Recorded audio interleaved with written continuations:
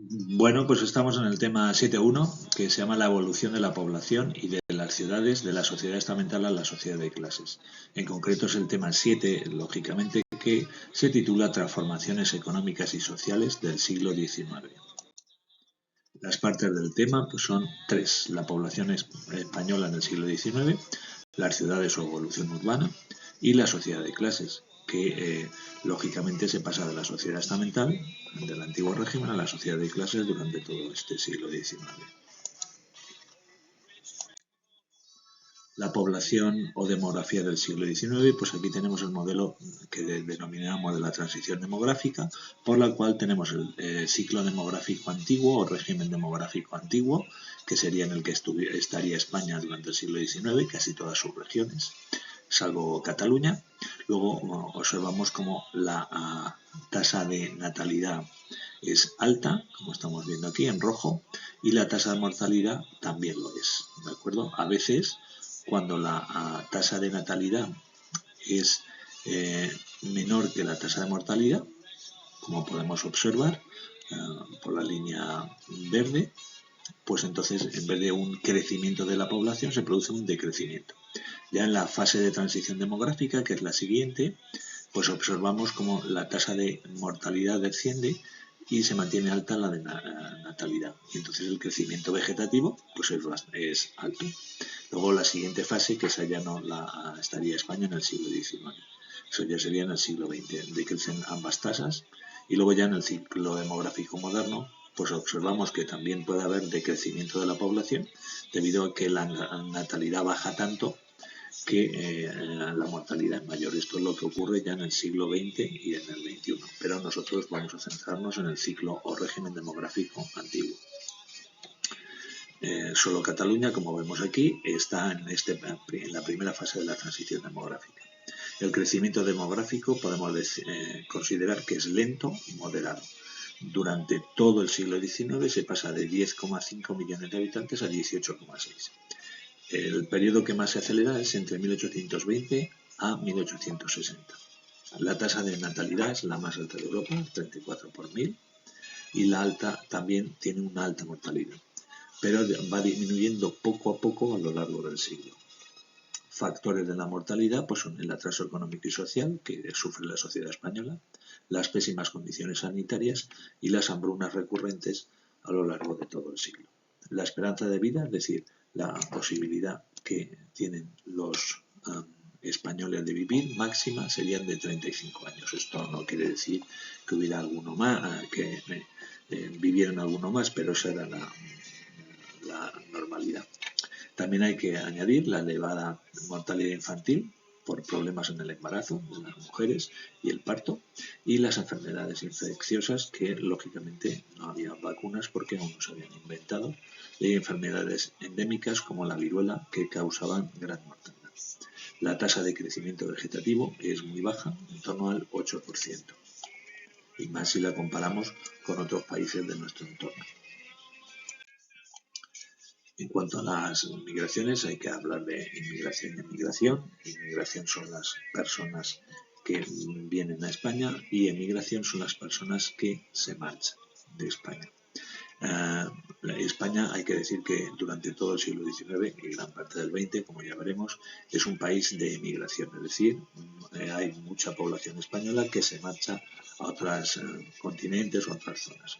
En el siglo XIX la mayoría de la población emigraba a América. Los principales países receptores de españoles son, por este orden, Argentina, México, Brasil y Cuba.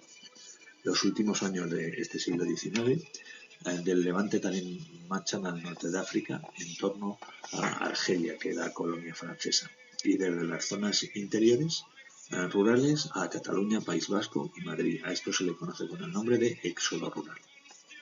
Se prohibió emigrar hasta 1853 para no perder efectivos, pero la Constitución de 1869 del sexenio reconoció el derecho a emigrar. Las regiones con más emigrantes son Galicia, Canarias, Andalucía y Valencia. Por eso se le conoce en Argentina, a los españoles se nos conoce como gallegos en muchos casos. Hay también exiliados políticos, los afrancesados, los liberales y los carlistas, que se marchan, pues, entre otros países, a Francia e Inglaterra básicamente. El éxodo rural de la segunda mitad del siglo XIX es especialmente al litoral mediterráneo, es decir, a Barcelona y Valencia básicamente, y al interior con Madrid. Las ciudades del siglo XIX, hay que decir que España es un país de pueblos, hay diversos tipos de pueblos, es decir, núcleos de población de hasta 10.000 habitantes. En el norte la población es dispersa y siempre son labradores propietarios de tierras. La zona por lo tanto los pueblos son muy pequeños e incluso diminutos, pequeñas aldeas. La zona del Duero y del Ebro, de los ríos Duero y Ebro, pues son pueblos pequeños de hasta 2.000 habitantes, de pequeños labradores, es decir, también propietarios. Luego tenemos que en la zona que cortan los ríos Tajo, Guadiana y Guadalquivir, los pueblos son pequeños y de jornaleros. Y por último, en Levante y las islas, los pueblos son medianos, entre 2.000 y 3.000 habitantes. Hay que decir que los españoles salían poco de las comarcas donde estaban sus pueblos y sobre todo las que no salían muy rara vez eran las españolas.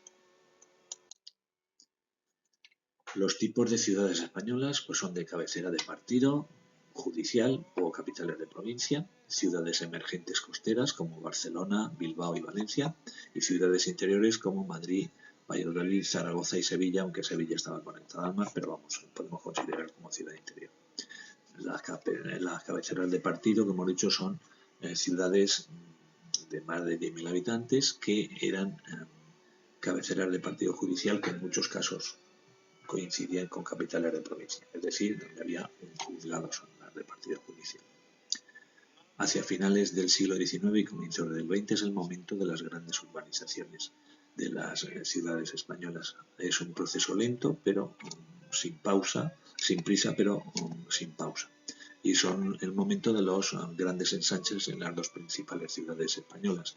El Plan Cerdá para Barcelona y el Plan Castro para Madrid y la ciudad lineal de Arturo Soria. A mediados del siglo XIX las ciudades comienzan a entrar en la modernidad. Las que comienzan a entrar en la modernidad básicamente son Madrid y Barcelona. Los planes de reforma y urbanización de las ciudades pues podemos distinguir tres generaciones. La llamada generación fernandina, en la época de Fernando VII, donde se construyen cuadrículas de viviendas reducidas y diagonales que unen plazas. La isabelina, que se caracteriza por la fiebre de construcción de mercados cubiertos o derribar conventos. Y por último, la restauración, donde aparecen las ordenanzas municipales de construcción, los planes de ensanche que hemos visto y el saneamiento de las ciudades. Ahora se construyen cementerios a las afueras de las ciudades, mataderos públicos, viviendas, acometidas de agua, se pavimentan las calles, empiezan a recoger las basuras y aparecen nuevas calles, entre ellas las grandes vías. Ciudades que tienen grandes vías de esta época son Madrid, Granada, Barcelona, Salamanca y Murcia.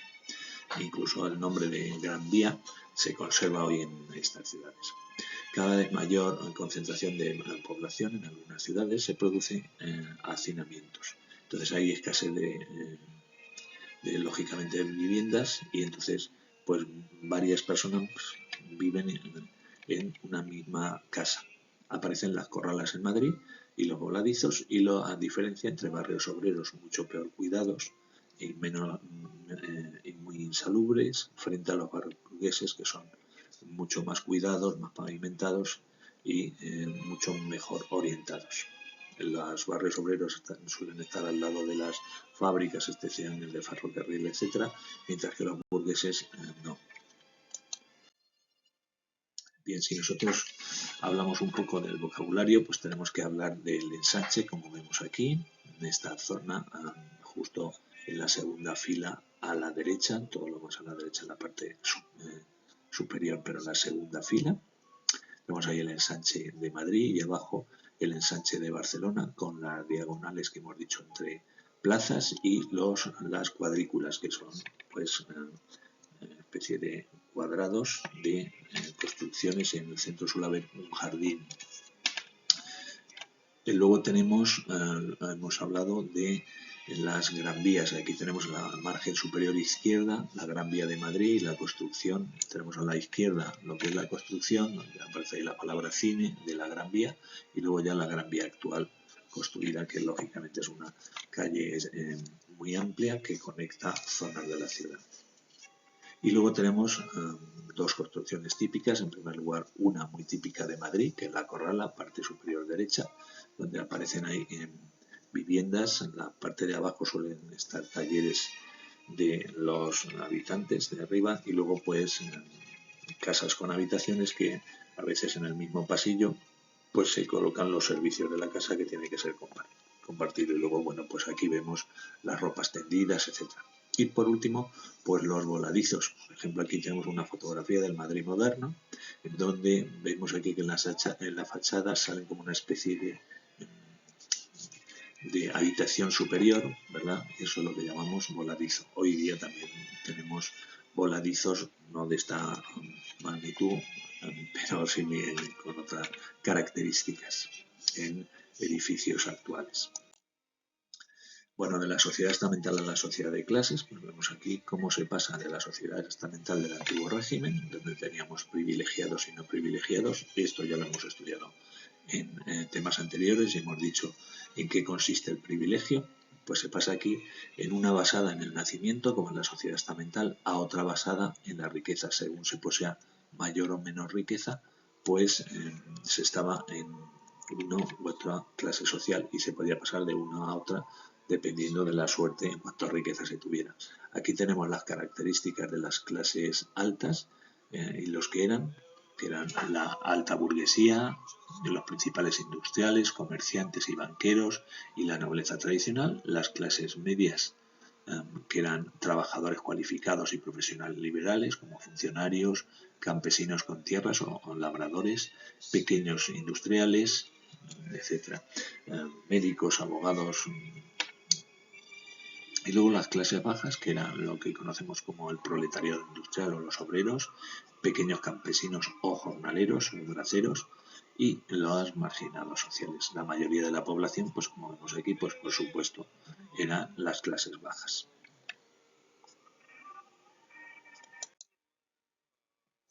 La posición social según la riqueza poseída es lo que se llama la sociedad de clases. Hay una alianza entre la vieja nobleza y la burguesía enriquecida, que era la burguesía de los negocios, de mentalidad rentista, y algunos invierten en actividades productivas y otros en tierras desamortizadas, como ya hemos visto en las desamortizaciones. Isabel II concedió títulos nobiliarios a burgueses, son lo que se llama la nobleza de servicios o de toga, el clero, que es el fin del poder económico pero mantiene la influencia social, y la alta burguesía, compradora de tierras desamortizadas, inversiones en industrias y ferrocarriles, oligarquía terrateniente, industrial y financiera, y unión matrimonial con la nobleza. Es decir, normalmente las hijas de nobles se casan con burgueses. Es lo que se llama dorar los blasones. La vida siempre es suntuosa. La sociedad estamental, identificación de las clases sociales en su diapositiva 3, hablamos ya de la mediana y pequeña burguesía, que son funcionarios, comerciantes, profesiones liberales, es decir, médicos, abogados, ingenieros, etc. Son las llamadas clases medias. Las reformas liberales buscan que sean moderadas, participan en la vida cultural, y había una clase media rural y otra urbana. Si queremos mucho más moderna y abierta, por supuesto la urbana. Luego está la clase trabajadora, que es el llamado proletariado urbano. Son campesinos sin tierra o jornaleros, pero también son los obreros de las fábricas. Tienen malas condiciones de vida, suelen ser analfabetos y, sobre todo en el mundo rural, sufren el caciquismo, que ya hemos visto lo que era. Las clases excluidas, que también se incluyen aquí en esta clases sociales bajas, pues son mendigos, vagabundos y delincuentes. Y con esto terminamos este tema.